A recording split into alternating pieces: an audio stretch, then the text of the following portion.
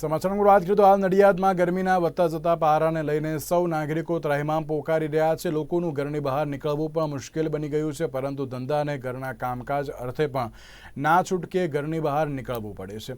ત્યારે આવા સમયે નાગરિકોને ભર ઉનાળે ગરમીથી રાહત આપવા માટે નડિયાદ બસ સ્ટેન્ડ પાસે શ્રી બિડભંજન હનુમાનજી મંદિર દ્વારા નાગરિકોને ગરમીથી રાહત આપવા માટે છાશનું વિતરણ કરવામાં આવ્યું હતું। ત્યારે મંદિર દ્વારા 350 લીટરનું વિતરણ કરવામાં આવ્યું હતું। સાથે સાથે આશરે 3 થી 4 હજાર લોકોએ છાશ પીને હાશકારો અનુભવ્યો હતો।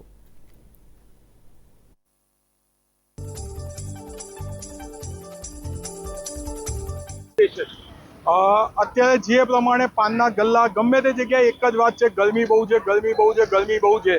તો આવી અમારી જે ભીડભંજન હનુમાનજી મંદિર જે ટ્રસ્ટ છે એ એક સામાજિક સેવા સાથે જોડાયેલું છે। અમે લોકોએ નક્કી કર્યું કે જ્યાં સુધી આ ગરમી પડશે, એટલે અત્યારનું જે હવામાનની આગાહી છે કે 22, 23, 24, 25 આટલા દિવસ હીટ વેવ રહેવાનો છે, તો અમે લોકોએ અહીંયા આગળ છાશનું વિના મૂલ્યે વિતરણ કર્યું છે।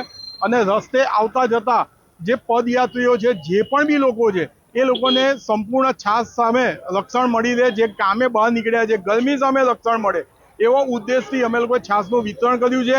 આજ રોજ 350 લીટર છાશ અમે લોકો લાવ્યા છે, અને જો આજે પણ બી 4 વાગ્યા સુધી ઘટશે તો આવતીકાલે અમે વધારી અને એને 600 લીટર સુધી પણ બી અમે લઈ।